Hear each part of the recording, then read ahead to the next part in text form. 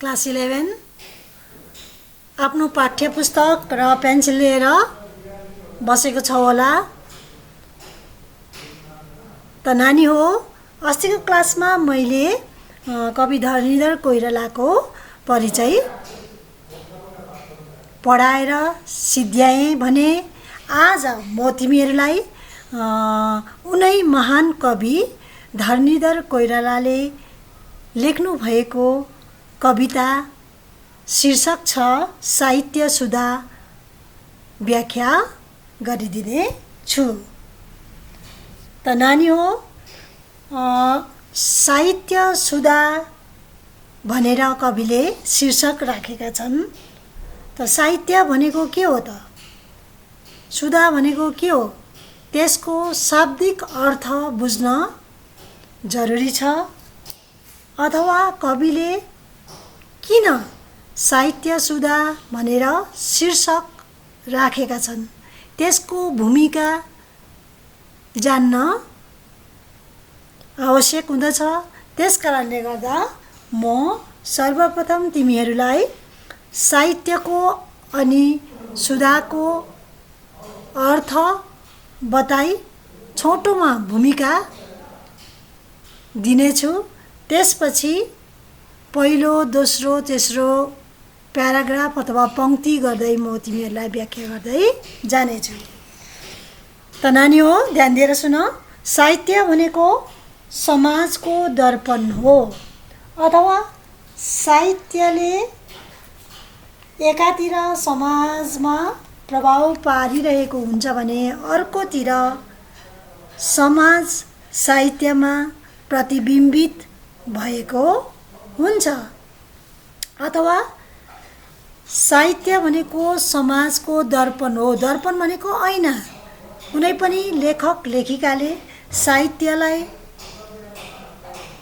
लेख्छन्, त त्यो साहित्य के हो त भन्दा समाजबाटै टिपेर लेखेका हुन्छन्। अथवा समाजकै कथावस्तुलाई लिएर, चाहे त्यो राम्रो होस् चाहे नराम्रो होस्, चाहे सुख होस् चाहे दुःख होस्, चाहे रमाइलो होस् चाहे बिरमाइलो होस्, यी कुराहरूलाई लिएर नै कुनै पनि साहित्यकारले आफूले साहित्य सृजना गर्छन् र त्यो साहित्यले समाजमा प्रभाव पारिरहेको हुन्छ।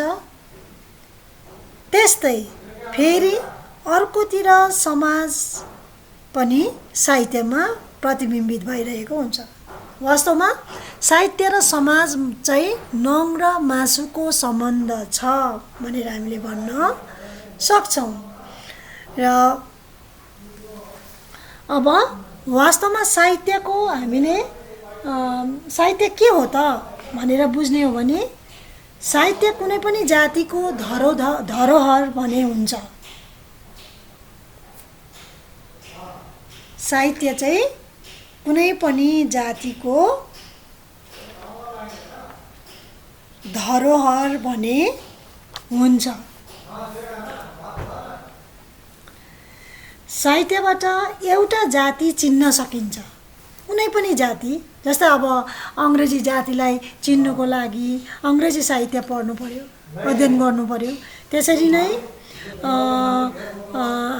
नेपाली जातिलाई चिन्नुको लागि नेपाली साहित्य नै पढ्नु पर्यो हो। त्यसरी चाहिँ साहित्यले चाहिँ कुनै पनि जातिलाई चिनाउने अथवा परिचय दिने काम गर्छ। अब साहित्यको हामीले शाब्दिक अर्थ खोज्नु हो भने सहित अथवा हितबाट युक्त भन्ने बुझ्न सकिन्छ। तर जे होस्, तिमीहरूले यति गहिराइमा जानु पर्दैन। र साहित्य भनेको चाहिँ समाजको दर्पण हो अथवा ऐना हो। साहित्यमा समाजकै कुराहरू चाहिँ अन्तर्निहित भएको हुन्छ। साहित्यले समाजलाई प्रभाव पारिरहेको हुन्छ अनि समाज पनि साहित्यमै प्रतिबिम्बित अथवा देखा परिरहेको हुन्छ भन्ने कुरा चाहिँ बुझाइन नि हो। त्यति बुझ्यो भने भइहाल्छ। त्यसपछि अब अमृत साहित्य सुधा भन्छ। सुधा भनेको चाहिँ सुधाको अर्थ हुन्छ अमृत। साहित्य भनेको बुझिहाल्यौ, सुधा भनेको अमृत हो। अमृत भनेको एकदमै राम्रो है। अब यो कवितामा कविले साहित्य सुधा भनेर शीर्षक राखेका छन्। यसको छोटोमा भूमिका बताउन चाहन्छु। त साहित्य रूपी अमृत चाहिँ मानव जीवनमा पिउन जरुरी छ भनेर कविले यस कवितामा त्यो बुझाउने प्रयत्न चाहिँ कविले गर्दैछन्। र अब कि मानव जीवन चाहिँ यस्तो अरे कि एकदमै राम्रो जीवन अरे मानव जीवन। र यो मानव जीवन चाहिँ यति साह्रो राम्रो अरे कि अब देवताहरूले समेत, स्वर्गका देवताहरूले समेत मानव जीवनलाई चाहिँ पाए पनि हुन्थ्यो भनेर लोभिएको यस्तो खालको जीवन चाहिँ मानव जीवन अरे। अति सुन्दर छ अरे यो मानव जीवन। र यो जति सुन्दर छ है, अझै त्योभन्दा पनि बढी सुन्दरता पाउनुको लागि अझै त्यसलाई अझै राम्रो राम्रो त छँदैछ, तर त्यसलाई अति राम्रो बनाउनुको लागि चाहिँ हामीले साहित्य रूपी अमृत अथवा साहित्य रूपी अमृतलाई चाहिँ, सुधालाई चाहिँ हामीले पिउन चाहिँ जरुरी छ। नत्र भनेदेखि चाहिँ मानव जीवन पाएको चाहिँ बेकार हुन्छ भनेर चाहिँ कविले मानव जीवन अति सुन्दर छ, यो अति सुन्दर मानव जीवनलाई अझै राम्रो बनाउनु हो भनेदेखि चाहिँ हे मानवहरू हो, साहित्य रूपी अमृत चाहिँ रसपान गर अथवा पिउ अथवा लिय भनेर चाहिँ कविले त्यो बताउने प्रयत्न चाहिँ कविले यो कवितामा गरेका छन्। र यो कवितालाई अझै राम्रोसँग हामीले विश्लेषण विश्लेषण गऱ्यौँ भनेदेखि अझै राम्रोसँग यसलाई हामीले बुझ्न सक्छौँ। र अब म पहिलो पङ्क्ति, दोस्रो पङ्क्ति, तेस्रो पङ्क्ति गर्दै एक एकवटा गर्दै म तिमीहरूलाई विश्लेषण गर्दै जानेछु। त नानी हो, ध्यान दिँदैछौ होला, राम्ररी सुन। कविताको पङ्क्ति पनि आफ्नो पाठ्य पुस्तकमा हेर्दै जाऊ। कवि धरणीधर कोइराला भन्छन्, अति सुन्दर मानव जीवन यो, अझ सुन्दर पार्नु कसो गरी हो, गरी काव्य सुधा रसपान अरे गर मानव जीवन सार्थक रे।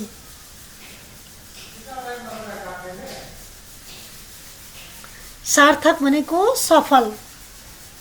अरू त प्राय जम्मै प्राय सबै शब्द सजिलै छ, तर जुन चाहिँ के अरे सार्थक भनेको चाहिँ अब अलिकति अप्ठ्यारो छ र त्यो चाहिँ हो सफल। सार्थक भनेको सफल बनाउनु भनेको। अब कविले पहिलो पङ्क्तिमा के भन्न खोजेका छन् भन्दा कि कवि भन्छन्, मानव जीवन अति सुन्दर छ अरे, एकदमै राम्रो, अति सुन्दर मानव जीवन यो भनेको यो मानव जीवन चाहिँ यति साह्रो सुन्दर छ अरे कि अझ सुन्दर पार्नु कसो गरी हो, यसलाई अझ सुन्दर तुल्याउनु चाहिँ कसरी चाहिँ हामीले यो जीवनलाई अति सुन्दर छँदैछ, अझै यसलाई सुन्दर बनाउनु के गर्नुपर्ने हो भनेर भन्दाखेरि चाहिँ गरी काव्य सुधा रसपान अरे।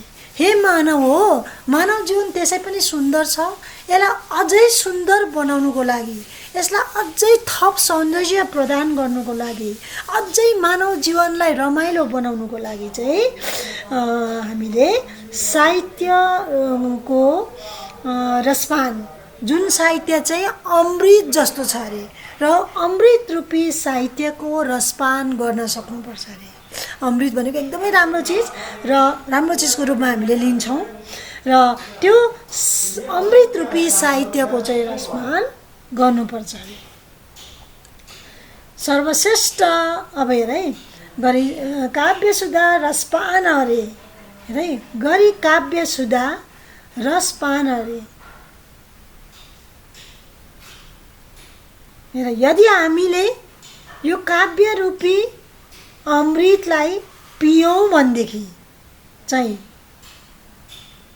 हेर है, यी मानव जीवनलाई चाहिँ अझ अझै राम्रो बनाउनुको लागि काव्य रूपी अमृत चाहिँ हामीले पिउनुपर्छ अरे।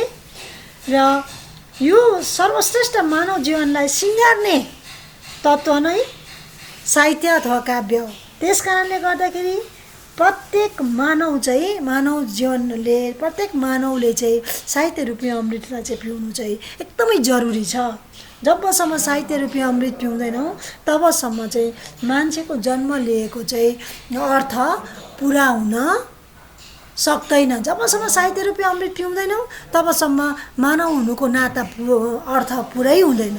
त्यस कारणले गर्दाखेरि कि यो प्रत्येक के अरे यो मानव जीवन जुन चाहिँ सुन्दर छ र यो अति सुन्दर मानव जीवनलाई अझै राम्रो तुल्याउनु हो भने, अझै रमाइलो पार्नु हो भने, अझै मनोरञ्जनकारी बनाउनु हो भने चाहिँ अमृत रूपी साहित्यको रसपान गर्नुपर्छ अरे। र सर्वश्रेष्ठ मानव जीवनलाई तुल्याउने तत्त्व नै साहित्य अथवा काव्य हुनाले गर्दा यो चाहिँ अमृत जस्तो छ र यो अमृत रूपी साहित्य अथवा काव्यलाई पियो भने मात्रै मानव जीवनको अर्थ चाहिँ पुरा हुन जान्छ भनेर चाहिँ हे मानव हो, प्रत्येक मानव साहित्यमा डुब्नु चाहिँ डुबुल्की मार्नु चाहिँ जरुरी छ भनेर चाहिँ कविले पहिलो पंक्तिमा बताउने प्रयास गर्दैछन्। अब दोस्रो पंक्ति हेर, न त झाँक्री न त वैद्य न ज्योतिषीले उपचार गरिकन शान्ति दिने, मनरोग निरोग गराइदिने, बुझ काव्य सुधा रस औषधि हो। अब कविले दोस्रो पंक्तिमा आएर के भन्न खोज्दैछन् भन्दा कवि धनुधर कोइराला भन्छन्, मजा लाग्छ कविलाई कि जति मानव जीवनलाई सम्झिन्छन् त्यति नै कविलाई मजा लागेर आउँछ। यस्तो जीवन चाहिँ कसैको पनि छैन भनेर चाहिँ कविले, अब मैले अघि भनिहालेँ नि, स्वर्गमा देवताहरूले समेत आदेश गरेको भनेपछि कस्तो चाहिँ होला कल्पना गर तिमीहरूले नानी हो। र मिठो कल्पना गर मानव जीवन कति राम्रो रहेछ। कवि भन्छन् हेर अब न त झाँक्री न वैद्य न ज्योतिषीले, न झाँक्रीले नै न वैद्यले नै न ज्योतिषीले नै शरीरको रोग निको पार्न सक्छन्। अब मानव जीवन हो, रोग लाग्न सक्छ र यो मान्छेको मनमा लागेको जुन चाहिँ रोग छ त्यो रोगलाई चाहिँ अब हाम्रो शारीरिक रोग लाग्यो भने त अब हामीले डक्टरकोमा पनि जानु सक्छौँ, झाँक्रीहरूलाई पनि देखाएर पनि जाति हुनसक्छ, डक्टरलाई देखाएर पनि जाति हुनसक्छ, वैद्यहरूले आएर फुकेर पनि जाति हुनसक्छ, ज्योतिषीहरूले के गर्नु राम्रो काम गर्नु पूजासुजा गर्नु भन्दा पनि जाति हुनसक्छ हो। त्यसको उपाय थुप्रै छ शारीरिक रोगको, तर जुन चाहिँ मानसिक रोग मान्छेलाई लाग्छ भनेको मनको रोग, जब मान्छेलाई मनको रोग लाग्छ त्यति बेला चाहिँ कुनै न त झाँक्रीले जाति पार्न सक्छ, न वैद्यले न ज्योतिषीले, न कुनै उपचार भनेको औषधि मूल्यले डक्टरहरू जाँच गरेर नै जाति हुनसक्छ। र त्यस्तो अवस्थामा चाहिँ अब मान्छेको मनको रोग चाहिँ त्यस्तो अवस्थामा चाहिँ जाति पार्ने चिज चाहिँ के हो त भन्दा चाहिँ कविले यही साहित्य रूपी अमृत हो भन्दछ।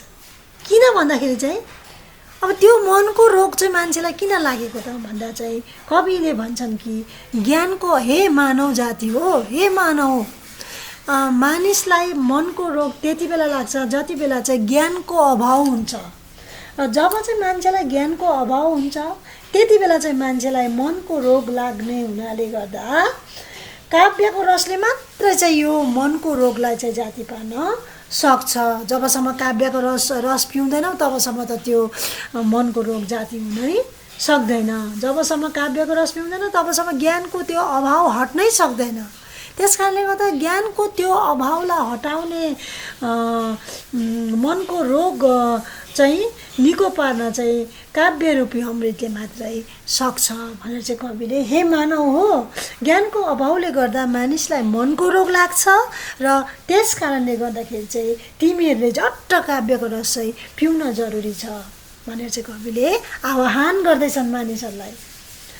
काव्य रूपी अमृत मात्र यस्तो साधन हो कि जसले मानिसको मनको रोगलाई सजिलै निको पार्न सक्छ, सहजै जाति पार्न सक्छ, मानिस स्वस्थ हुन सक्छ भनेर चाहिँ कविले सम्पूर्ण मानव जातिलाई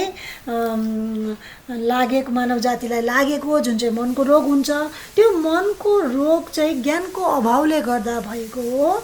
र जबसम्म काव्य रूपी सुधा अमृत रसपान गर्दैनौँ पिउँदैनौँ तबसम्म त्यो ज्ञान रूपी अमृत चाहिँ हाम्रो मनभित्र पस्दैन। तबसम्म चाहिँ मनभित्र भएको नराम्रो कुराहरू निक्लिन सक्दैन र नराम्रो कुरा निक्लिनु नसक्दाखेरि मान्छेलाई मनको रोग लाग्छ र त्यो मनको रोग जाति पार्नु चाहिँ कुनै के अरे डक्टरी दबाईले पनि जाति हुन सक्दैन। धामी झाँक्री वैद्य ज्योतिषीले कुनैले पनि जाति पार्न सक्दैन।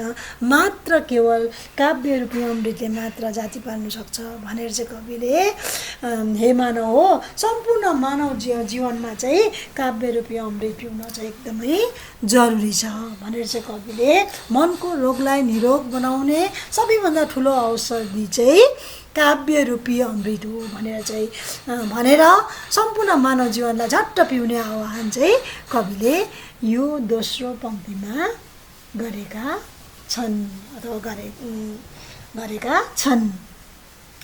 त नानी हो बुझेछ होला नि है, राम्ररी सुन। अब तेस्रो पङ्क्तिमा गएर कवि धरणीधर कोइरालाले अझै मानव जीवनलाई रमाइलो बनाउनुको लागि तिमीहरूले के गर भन्ने आह्वान गर्दैछन्। सुन्दै जाऊ है। सब कल्मस नासी सुकाउँछ यो, कस्तो मिठो पाराले कविले भन्दैछन् है।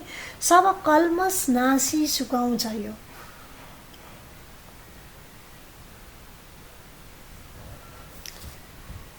मनमोद विनोद गराउँछ यो। हेर है, कल्मस भनेको मैला। सब कल्मस भनेको बुझिहाल, छेउमा लेख्दा पनि हुन्छ। मैला पापहरू द्वेषहरू, मैला भन्नुको मतलब अब मान्छेको मनभित्र त अब मैला भन्नाले तिमीहरूले बुझिहाल, पाप द्वेष नराम्रो भावना कुभावना नराम्रो विचार हुन्छ नि, कलुषित विचार हुन्छ नि, त्यसलाई नै भनिन्छ कल्मस। अब मनभित्र है, मान्छेको मनभित्र पनि मैला चिज हुन्छ। कुन मैला चिज भन्दा चाहिँ पाप द्वेष कलह रिस डाहा नराम्रो विचार नराम्रो भावना हुन्छ नि, त्यही नै मैला हो। त्यसपछि नासी भनेको नाश गर्नु, त्यसलाई हटाउनु हो, नष्ट पार्नु। मनमोद विनोद गराउँछ, मनमोद भनेको मनलाई खुसी पार्छ अरे हो। यो अब हेर्दै जाऊ है, अप्ठ्यारो शब्दहरू भन्दै अर्थहरू पनि तिमीहरूले जान्न जरुरी छ। अप्ठ्यारो शब्दको अर्थहरू जान्नु जरुरी छ। त्यस कारणले गर्दा म भन्दैछु तिमीहरूलाई कि अब हेर है, दुःख दूर दूर पारी हटाउँछ यो। हेर, सब कल्मस नासी सुकाउँछ यो, कल्मस भनेको मैला। मनमोद विनोद गराउँछ, मनलाई एकदमै खुसी पार्छ अरे। दुःख दूर दूर पारी हटाउँछ यो, दूर दूर भनेको पन्छारा लानु, टाढो टाढो राख्नु, त्यसलाई दूर दूर भनिन्छ, आफूदेखि टाढो राख्नु। मन फुरफुर पारी नचाउँछ यो, फुरफुर भनेको खुसी पार्नु हो, भुलुक भुलुक भन्ने कुरा बुझिन्छ। फुरफुर हुनु भनेको माथि माथि उभिनु, एकदमै राम्रो मतलब जाति पार्छ भनेको नि। अब हेर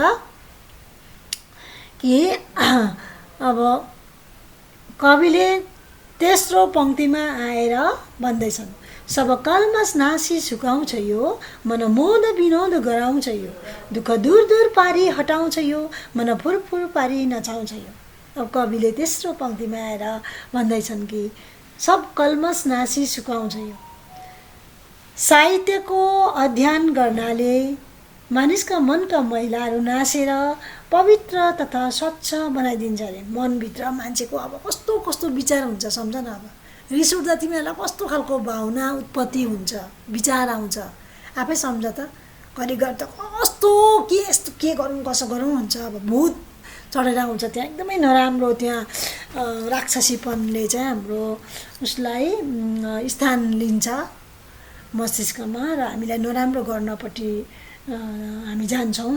र त्यो चाहिँ मान्छेको मनभित्र भएको नराम्रो कुराहरू हो। अब कविले के भन्दछन् यहाँ हेर तेस्रो पद, सब कल्मस नासिसक्नु। मान्छेको मनभित्रको जुन चाहिँ नराम्रो कुराहरू हुन्छ, यी रिस आवेको ठाउँहरूमा गर्ने हामीले रिस, डाहा, ईर्षा, कुभावना, कुतत्त्वहरू हुन्छ नि, यी जम्मै नराम्रो विचारहरूलाई चाहिँ यो काव्य रूपी त्यो नराम्रो विचार चाहिँ जम्मै मान्छेको मनको मैलाहरू अरे।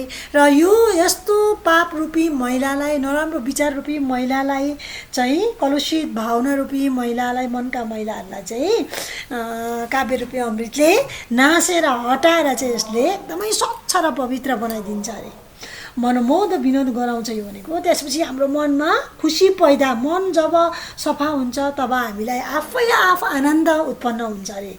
मनमोद विनोद गराउँ, मोद भनेको खुसी। जब हाम्रो मन सफा हुन्छ त्यति बेला चाहिँ हामी आफै खुसी भइहाल्छौँ अथवा हामीलाई आनन्द प्राप्त हुन्छ अरे। दुःख दूर दूर पारी हटाउँछ यो। अनि मनभित्रको जुन चाहिँ दुःख हुन्छ त्यसले जरैदेखि उखालेर त्यसले फालिदिन्छ अरे। आनन्दित र हर्षित मनमा कुनै प्रकारको दुःखको बासै हुँदैन भनेको। वास्तवमा कविले दुःख दूर दूर पारी हटाउँछ यो भनेको चाहिँ जब हामी आनन्दित हुन्छौँ, हो, जब हामी हर्षित हुन्छौँ, त्यो हर्षित र आनन्दित भएको मनमा चाहिँ कुनै प्रकारको दुःखले बासै गर्न सक्दैन भनेर चाहिँ कविले भन्नुभएको खासमा चाहिँ क्या। मन पोरपोर पारी नचाउँछ यो। काव्य वा साहित्यको पठन पाठनले नै मनको नराम्रो भावना, कलुषित भावना, तुच्छ विचार, कलुषित विचारलाई हटाएर, परिष्कार गरेर, त्यसलाई हटाएर दूर दूर भनेको टाढा टाढा फ्याँकेर, जरैदेखि उखालेर त्यसलाई फ्याँकेर चाहिँ हाम्रो मनलाई चाहिँ प्रफुल्लित बनाइदिन्छ, खुसी बनाइदिन्छ अरे। हामी हर्षित हुन्छौँ, खुसी हुन्छौँ, आनन्दित हुन्छौँ। सबै मनको दुःख दर्द, दुःखहरू, दर्द, वेदना, चोट, कष्ट, भय आदिलाई यसले हटाएर चाहिँ मनलाई निर्मल भनेको स्वच्छ पार्ने हुनाले चाहिँ यस्तो तागत चाहिँ काव्य रूपी अमृतमा हुने हुनाले। अब मान्छेको मन त हो, मान्छेको मनभित्र भूतको उयो चढेको हुन्छ, राक्षसी प्रवृत्तिहरू पनि हुन्छ, कहिलेकाहीँ सबै राम्रो चिज पनि हुन्छ, नराम्रो चिज पनि हुन्छ मान्छेको मनभित्र, व्यक्तिको मनभित्र। र त्यो नराम्रो चिजले चाहिँ कोही बेला हामीलाई रिस उठ्दाखेरि यति डरलाग्दो राक्षसी प्रवृत्ति कोही बेला निक्लिन्छ, कोही बेला हाम्रो मनबाट एकदमै राम्रो कुरा पनि निक्लिरहेको हुन्छ। र कविले चाहिँ यहाँ चाहिँ जुन चाहिँ नराम्रो विचार र भावना चाहिँ मान्छेको मनभित्र छ त्यसलाई चाहिँ फ्याँक्ने तत्त्व चाहिँ, त्यसलाई हटाउने तत्त्व, मनभित्रको मैलाहरूलाई नासेर पवित्र तथा स्वच्छ बनाउने तत्त्व चाहिँ काव्य रूपी अमृत हो। र जबसम्म मन सफा हुँदैन है तबसम्म चाहिँ हामीले आनन्दै प्राप्त गर्न सक्दैनौँ। र आनन्द प्राप्त गराउने तत्त्व पनि यो काव्य रूपी अमृतै हो। यसले मनलाई सफा पार्छ, सफा पारेपछि हामी आनन्दित हुन्छौँ, आनन्दित भएपछि हामी हर्षित बन्छौँ। हर्षित बनेको मान्छेको मनभित्र दुःखले कहिले पनि बास गर्नु सक्दैन। हामी सुखी भएर हामी बाँच्न सक्छौँ। र यो सुखी भएर बाँच्नुको लागि चाहिँ कविले हे मानव हो, काव्य रूपी साहित्यको पठन पाठनले मात्र मान्छेको मनभित्रको नराम्रो कुरालाई चाहिँ जरादेखि उखालेर फाल्छ र हामीलाई खुसी तुल्याउन सक्छ यसले। र सबै मनको दुःख, दर्द, वेदना आदिहरूलाई चाहिँ यो काव्य रूपी अमृतले जरादेखि हटाएर लान्छ अनि हाम्रो मनलाई निर्मल र स्वच्छ पार्ने हुनाले गर्दा सबैले चाहिँ साहित्यको अध्ययन गर्नु अथवा साहित्य रूपी अमृतको रसपान गर्नु चाहिँ एकदमै जरुरी छ भनेर चाहिँ कविले मानव जीवनमा काव्य रूपी अथवा साहित्य रूपी अमृतको महत्त्वलाई अझै बढी के अरे बुझाउने प्रयत्न चाहिँ गर्दैछन्। अब हेर है, सुन्दैछौ नानी हो, सुन्दैछौ होला, राम्ररी सुन। अब म चौथो पङ्क्तिमा जाँदैछु। हेर है, कति राम्रो रहेछ मानव जीवन, मजा लाग्छ। हामीलाई जति पढ्दै जान्छौँ त्यति नै हामीलाई मजा लागेर आउँछ। हेर तिमीहरूलाई के कस्तो लाग्दैछ।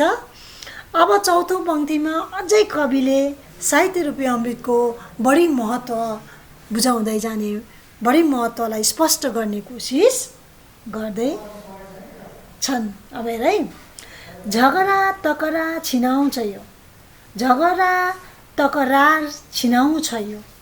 हेर है, झगडा भनेको बुझिहाल्छौ, बाजाबाज एकाअर्कामा। तकरार भनेको पनि त्यही हो, बाजाबाजै हो है, याद गर। हो, झगडा तकरार छिनाउँछ यो, सब नीच उच्च भुलाउँछ यो। निचो उच्च भनेको ठुलो सानो, सानो विचार र ठुलो विचार हुन्छ नि त्यो हो। अति उत्तम ज्ञान, उत्तम भनेको एकदमै राम्रो ज्ञान दिलाउँछ। मणितुल्य छ नलिने पशु हो। कस्तो मिठो प्रकारले उनले, कति मिठो शब्दहरू राखेर उनले साहित्य रूपी अमृतको महत्त्वलाई बुझाउँदैछन्। हेर है, झगडा तकरार छिनाउँछ यो, सब उच्च नीच भुलाउँछ यो, अति उत्तम ज्ञान दिलाउँछ यो, मणितुल्य छ यो नलिने पशु हो। अब कविले के भन्दैछन् हेर है,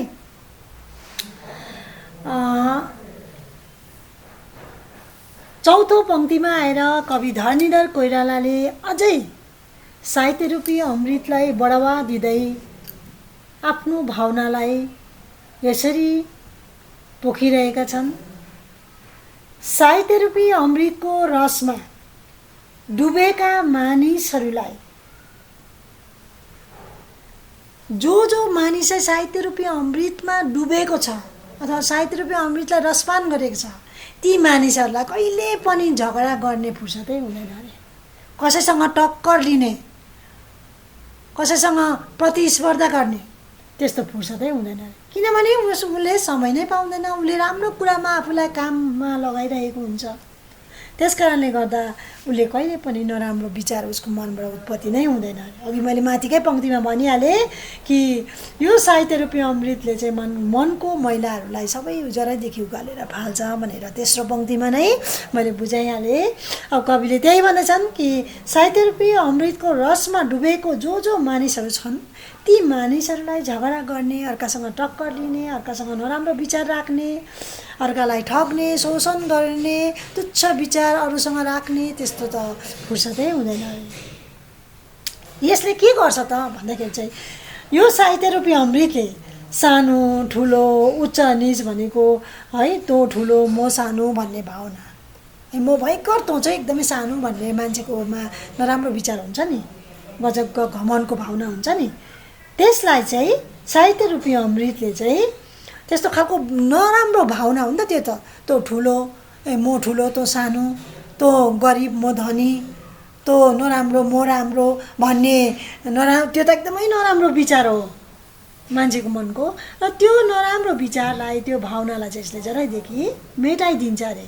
अनि जम्मैजना विश्व बन्धुत्वको भावना यसले पाठ पढाउँछ। अथवा तिमी र म एउटै हो, हामी कुनै फरक छैन हामी दुईमा, तिमी पनि त्यही हो म पनि त्यही हो, तिमीलाई काटे पनि कुन आउँछ, मलाई काटे पनि कुन आउँछ, तिमी पनि सुखी हुन्छौ म पनि सुखी हुन्छु, तिमी पनि खुसी हुन्छौ म पनि खुसी हुन्छु, तिमी दुखी हुन्छौ म पनि दुखी हुन्छु, जम्मै कुरो नै हामी दुईमा समानता छ अथवा एउटै छ भन्ने भावना चाहिँ यो साहित्य रूपी अमृतले सिकाउँछ अरे। अब साहित्य चाहिँ यस्तो साधन अरे कि जसले मानव जातिलाई चाहिँ एकदमै राम्रो ज्ञान दिलाउँछ अरे। तँ ठुलो, म ठुलो, तँ सानो भन्ने, तँ धनी म धनी, तँ गरिब भन्ने जुन चाहिँ यो तुच्छ विचार छ, मानवतावादी दृष्टिकोण जब मान्छेको मनमा हुँदैन, त्यस्तो मानव जातिलाई चाहिँ मानवतावादीको ज्ञान दिलाउने, मानवताको पाठ सिकाउने तत्त्व चाहिँ यो साहित्य रूपी अमृतै हो अरे।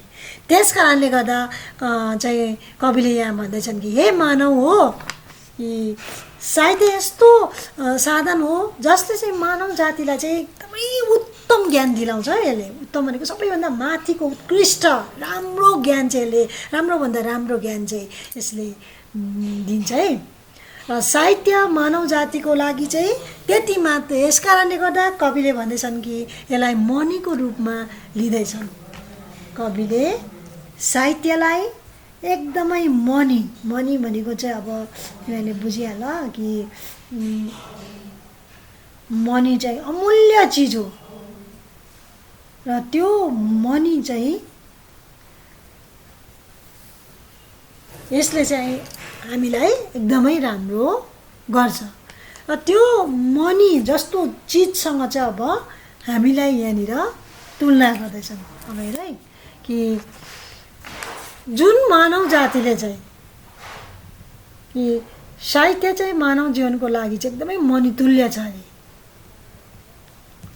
र त्यस कारणले गर्दा अब मनी भनेको एकदमै राम्रो अमूल्य चिज, त्योसँग तुलना गर्दैछन् कविले यहाँनिर।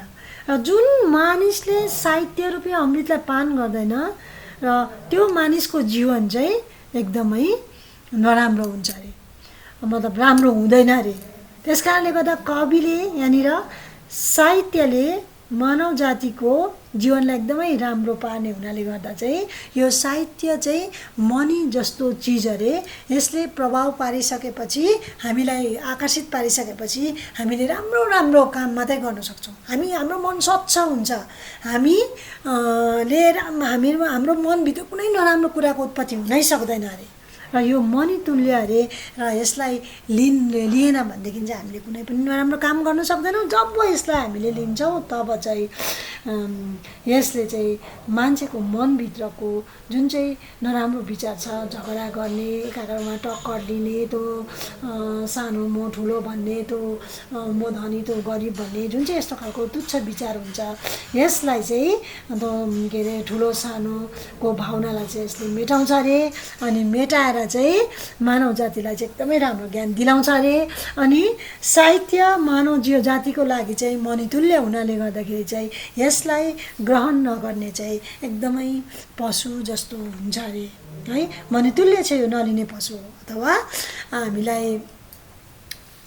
मानव जीवन जुन चाहिँ छ त्यो जीवनलाई चाहिँ जम्मै प्राणीहरूमध्ये मानव जीवन चाहिँ एकदमै उत्कृष्ट जीवन अरे, सबैभन्दा राम्रो जीवन अरे। र यसलाई चाहिँ अझै राम्रो बनाउनु, अब यो मानव जीवनमा हामीले जस्तै काम पनि गर्न सक्छौँ, किनभने खानु र लाउनु त पशुहरूले पनि गरिरहेको हुन्छ, प्रजनन पनि गरिरहेको हुन्छ, वंशवृद्धि पनि गरिरहेको हुन्छ। खानु र लाउनु प्रायः सबै कुरा नै एउटै छ। तर एउटै कुरामा पशुहरूभन्दा हामीलाई अलिकति माथिल्लो स्तरमा हामीलाई राखिदिएको छन् ईश्वरले। त्यो चाहिँ के हो भन्दा हाम्रोमा चाहिँ सोच्ने शक्ति चाहिँ अलिकति ज्यादा छ, बेसी छ। त्यस कारणले गर्दा हामीलाई मानव भनेको र यो मानव जीवनलाई अझै राम्रो पार्नुको लागि चाहिँ मनितुल्य साहित्य रूपी अमृतलाई चाहिँ पान गर्नुपर्छ। र यो साहित्य रूपी अमृत चाहिँ मनितुल्य छ अरे। र यसलाई नलिने चाहिँ पशुसँग नै गणना हुनु जान्छ। अनि पशुदेखि अलिकति माथि उठ्नु हो भनेदेखि, पशुदेखि अलिकति माथिल्लो स्तरमा हामी उभिनु हो भनेदेखि चाहिँ हामीले चाहिँ काव्य रूपी अमृतलाई चाहिँ पिएकै हुनुपर्छ। र मात्र हामी पशुदेखि अलिकति माथि चाहिँ हामी हुन सक्छौँ भनेर चाहिँ कविले हे मानव हो, पशुदेखि अलिकति माथि हुनको लागि चाहिँ हामीले काव्य रूपी अमृत चाहिँ पिउन जरुरी छ।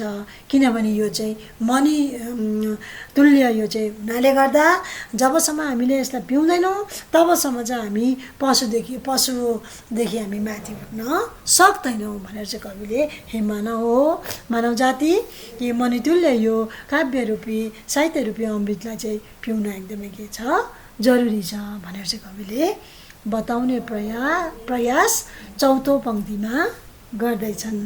आजलाई यति। अर्को क्लासमा म तिमीहरूलाई